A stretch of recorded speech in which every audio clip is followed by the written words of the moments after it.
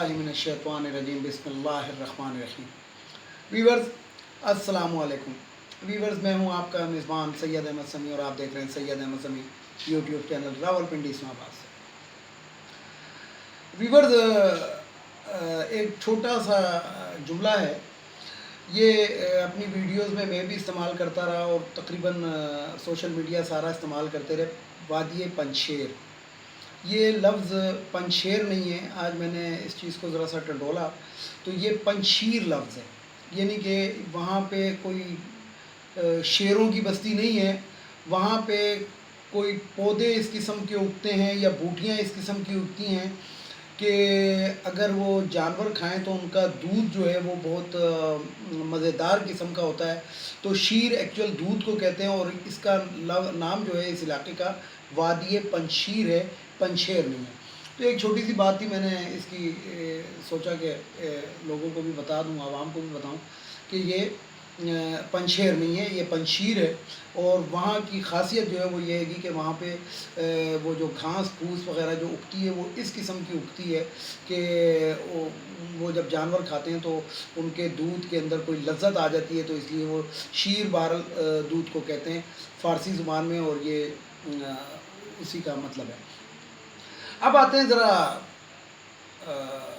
मौजूदा हुकूमत के बारे में कि व्यूअर्स, आपने देखा होगा कि सोशल मीडिया के ऊपर या मीडिया के ऊपर पाकिस्तान पीपल्स पार्टी या नून लीग, ख़ास तौर पे मरियम औरंगज़ेब और वो जो शाहिद खाकान अब्बासी, इस तरह के जो लोग हैं, और बिलावल भुट्टो, ये हर जगह पे कहीं पे भी जाते हैं तो बात करते हैं कि जनाब 50 लाख घर और 1 करोड़ नौकरियां कहाँ गई। तो मैं एक जगह पर बैठा हुआ था तो वहाँ पे भी यही बात हुई, तो मैंने उनको कहा, मैंने कहा यार इसका जवाब मैं रात को आपको वीडियो के अंदर अपनी दूंगा कि 50 लाख घर किधर हैं और नौकरियाँ किधर हैं। देखिए जी वीवर, सबसे पहले बात तो ये है कि एक लड़का है, आदमी है, मर्द है, जो भी है, उसको असासा जात क्या मिले, यानी कि उसको अपने बाप की तरफ से जो जायदाद मिली वो क्या मिली। अगर वो उस जायदाद को बढ़ाता है तो फिर तो तरक्की कर रहा है, और अगर उसको बेच के जुओं में उड़ा के खा जाता है तो इसका मतलब वो तज़लीली का शिकार है और अपने माँ बाप की जो कमाई थी उसको भी उसने डुबो दिया। अब बात क्या है कि इमरान ख़ान ने जब हुकूमत संभाली तो इमरान ख़ान को मिला क्या था, यानी कि जो विरासत में क्या मिला था, हुकूमती विरासत में मिला क्या था। हुकूमती विरासत में ये मिला था कि टोटल जो ज़र मुबादले के ज़खायर हैं वो 15 दिन के थे, 2 हफ्ते के ज़र मुबादला के ज़खायर रह गए थे। और जो ही वो वज़ीर आज़म का उसने हलफ उठाया और जब उसको ये सूरत हाल पता लगी तो उसके बाद उसने वो शलवार कमीज़ और वो पिशावरी चप्पल पहनी और वास्कट पहनी, कभी सऊदी अरब गया, यूएई भागा, चाइना भागा, और जो वो कहता था कि मैं कशकोल लेके नहीं फिरूंगा, उस शख्स को वही काम करना पड़ा। और वो जो ज़र मुबादला के ज़खायर थे वो पूरे करने के लिए, और यानी कि अपने आप को बचाने के लिए, डिफ़ॉल्ट होने से बचाने के लिए, सबसे पहला काम तो ये करना पड़ा। मुझे इमरान खान साहब की तकरीर याद है कि जिसके अंदर उन्होंने कहा था कि हम स्टील मिल को बहाल कर देंगे। अब मसला क्या है, मसला ये है कि स्टील मिल को बहाल पिछली हुकूमतें भी नहीं कर सकी, और ये हुकूमत किस तरह करती कि इसके पास तो पैसे ही नहीं थे। अब क्या है, स्टील मिल के अंदर भी कोई मक्के मदीने के लोग नहीं आके काम कर रहे हैं, वो भी सारे के सारे करप्ट थे। कम से कम 4 से 5 हज़ार अफराद को तो मैं जानता हूँ। स्टील मिल की हालत ये हो चुकी थी कि उधर चोरी चकारी जो थी वो इतनी ज़्यादा थी कि स्टील मिल खसारे के अंदर जा रहा था। और एक असूल है, किसी भी कारोबार को अगर वो कारोबार बंद हो जाए उसको दोबारा चलाने के लिए जो असूल है वो ये है कि नया सरमाया उसमें लगे और नए लोग उसमें भर्ती करें, क्योंकि जो पुराने लोग हैं वो करप्शन के आदी हैं और करप्ट लोग होंगे, इसलिए अगर उनको नए सरमाए के ऊपर बिठा दिया तो वो उसको भी खा जाएंगे। दूसरी बात, 50 लाख नौकरियाँ। अब आते हैं ज़रा, मैंने ये जो बात की, बड़ी तल्ख बात की है ये स्टील मिल के मुलाजमीन के बारे में, लेकिन मैं आपको एक बात बताता हूँ। जापान गैर मुस्लिम मुल्क है, लेकिन वो अपने جو اسموکر حضرات ہیں، جو سگریٹ پیتے ہیں، تو وہ اپنے ساتھ عیش کے لیے بھی ڈبی اپنی جیب میں رکھتے ہیں. وہ جو راکھ ہے وہ بھی سڑک پہ نہیں پھینکتے. پورے جاپان کے اندر آپ کو کہیں پہ کیلے کا چھلکا، شاپر، سگریٹ کی ڈبی، ماچس کی ڈبی، اس قسم کی کوئی چیز نظر نہیں آئے گی. سڑکیں صاف ستھری، ٹرینیں صاف ستھری، پلیٹ فارم صاف ستھرے. وہ غیر مسلم ہیں جن کے مذہب کے اندر صفائی کا کوئی کنسپٹ نہیں ہے، لیکن ہمارا جو ہے مسلمان جو ہے صفائی نصف ایمان ہے جن کا. ان کے اسٹیشن آپ دیکھ لیں، ان کی ٹرینیں آپ دیکھ لیں، ان کی بسیں آپ دیکھ لیں، ان کی سڑکیں آپ دیکھ لیں، ان کی آپ گلیاں دیکھ لیں. تو یہی رکاوٹ ہے کہ 50 لاکھ گھروں کے اندر اور 1 کروڑ نوکریوں کے اندر یہی چیزیں. ایک بے انتہا کرپٹ معاشرہ عمران خان کو ملا، بے انتہا. یعنی کہ جو دنیا کے ٹاپ 10 کنٹریز کے اندر پاکستان کا نام شامل کر دیا تھا کہ جس کے حکمران کرپٹ ہیں، جب عمران خان کو حکومت ملی، آج کم از کم وہ 10واں فگر تو غائب ہو گیا کہ 10. ابھی ہم کسی اور ہی نمبر پہ ہیں، 10ویں نمبر پہ باہر، پہلے 10 میں ہم نہیں ہیں.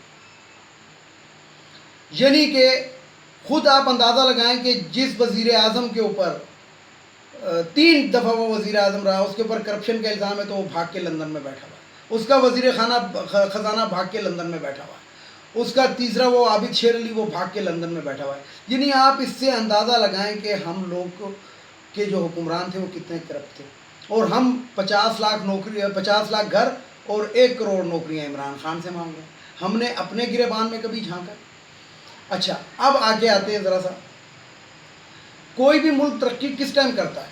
وہ ملک ترقی اس ٹائم کرتا ہے کہ جب اس کے سرکاری ملازمین اپنی نوکری بڑی ایمانداری سے کریں، اپنے دفتر کو پورا ٹائم دیں.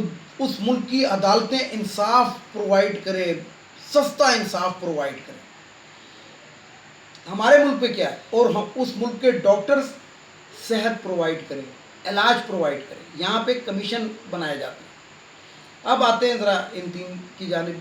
کیا ہماری عدالتیں انصاف دے رہی ہیں؟ نور مقدم کیس کو آپ دیکھ لیں. ایک وہ بچی ہے کہ جو وہاں پہ پھر رہی ہے، کوئی اس طرح کا نام ہے گا اس کا، سندھ کے اندر جو وہ ننگے پیروں لالٹین لے کے گھوم رہی ہے. کیا اس کو انصاف مل گیا؟ جو ہمارے سیاستدان کرپشن کے اندر پکڑے جاتے ہیں وہ اسی ٹائم جو ہے جا کے اسپتال میں ایڈمٹ ہو جاتے ہیں. کیا عدالتیں اس کو دیکھ لیں گی؟ کیا عدالتیں ایک اربوں روپے کے مجرم کو 50 روپے کے اوپر 50 روپے کے اسٹامپ پیپر پہ چھوڑتی ہیں؟ تو کیا عدالتیں اپنا کام صحیح کر رہی ہیں؟ جب عدالتیں ہی اپنا کام صحیح نہیں کر رہی تو وہ معاشرہ کیا ترقی کرے گا؟ پھر آپ چلے جائیں، آپ مجھے لال مرچ سے لے کے کوئی ادنا سی چیز وہ ملاوٹ سے پاک دکھا دیں تو میں آپ کو مانوں. پھر ہم کہتے ہیں کہ جناب 50 لاکھ گھر اور 1 کروڑ نوکریاں. اب مجھے یہ بتائیں، یہ تو میں نے عدالت کا بتایا، یعنی انصاف کا. کیا ہمارے جو سرکاری ملازمین ہیں وہ اپنا پورا ٹائم جو 4 بجے یا 5 بجے تک کا ٹائم ہے، کیا وہ دفتروں میں بیٹھتے ہیں؟ کیا وہ دفتروں کے اندر کام کر رہے ہیں؟ وہ اپنا زیادہ تر وقت جو ہے وہ کینٹینوں پہ گزارتے ہیں. ایک چھوٹی سی بات آپ کو بتاتا ہوں. رواد کے اندر ایک پٹوار خانہ کھولا گیا ہے، یہ شہباز شریف نے کھولا تھا کہ جناب پٹواری سسٹم. وہاں پہ پٹواری سے زیادہ کرپشن ہو رہی ہے.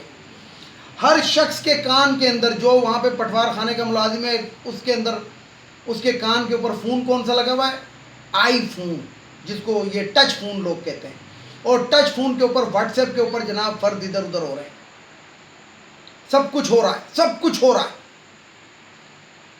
اگر جس طریقے سے میں نے ایک بات کی تھی اپنی ایک ویڈیو کے اندر کہ اگر ہم نے یہ چھیڑ خانی بچیوں کے ساتھ، لڑکیوں کے ساتھ کم کرنی ہے تو موٹر سائیکلوں کو اس طریقے کا پابند کیا جائے کہ ان میں الٹریشن ختم کی جائے، اور موٹر سائیکل ہو، اس کے انڈیکیٹر لگے ہو، بندے نے ہیلمٹ پہنا ہوا ہو. جب یہ تمام SOPs ہوں گی تو وہ اس کی سپیڈ کم ہو جائے گی، اور سپیڈ جب کم ہوگی تو یہ چیزیں بھی کم. اسی طریقے سے اگر ہم نے اپنے سرکاری محکموں سے اگر کرپشن کا خاتمہ کرنا ہے تو سب سے پہلے ان سرکاری محکموں کے اندر، ان سرکاری دفاتر کے اندر یہ ٹچ فون کے اوپر پابندی لگانی چاہیے، اور لگنی چاہیے. میں آج آپ کو ایک بات بتاؤں، ایک میرے عزیز ہیں گے، انہوں نے مجھے فون کیا، وہ پاکستان نیوی کے اندر نوکری کرتے ہیں، تو انہوں نے مجھے کہا کہ پاکستان نیوی کے اندر دفتر ٹچ فون لے جانا منع ہے، بلکہ ٹچ فون نہیں، کیمرے والا فون ہی لے جانا منع ہے۔ تو جب اتنا بڑا دفاعی ادارہ، دفاعی فوج، مسلح افواج کا ادارہ جب اس چیز کے اوپر پابندی لگا سکتا ہے، تو یہ دوسرے سرکاری ملازمین کون سے کھیت کی مولی ہیں گے کہ جناب پٹوار خانے کے ہر بندے نے کان سے موبائل لگایا ہوا ہے اور جناب دھڑا دھڑ فرد ادھر ادھر ہو رہے ہیں اور کرپشن ہو رہی ہے۔ یہ ایک چھوٹی سی مثال آپ نے دی ہے، اب ہر محکمے میں آپ چلے جائیں، وابڈا میں چلے جائیں، گیس میں چلے جائیں، رینیو میں چلے جائیں، ہر ایک جناب کان کے اوپر اس نے موبائل لگایا ہوا ہے، اور وہ جناب اس کے بعد 50 لاکھ گھر بھی ہم عمران خان سے مانگے اور 1 کروڑ نوکریاں بھی عمران خان سے مانگے۔ تو یہ تو وہ ہے۔ اب ہمارے ڈاکٹرز کو دیکھ لیں، آئے دن ہڑتالیں، آئے دن۔ او بھائی، اگر آپ کو ایک ٹیسٹ کا کہہ دیا ہے کہ جناب آپ نے وہ یہ ایگزام پاس کرنا ہے، تو اس میں کیا مذائقہ؟ کیا آپ نقل کر کے 3 ایڈیٹ، وہ جو منا بھائی MBBS فلم تھی اس کے اندر وہ نقل سے، کیا اس طرح کے ڈاکٹر آپ بنے ہوئے ہیں؟ جب آپ کو اپنی قابلیت کے اوپر اتنا ناز ہے تو ٹیسٹ دے دیں،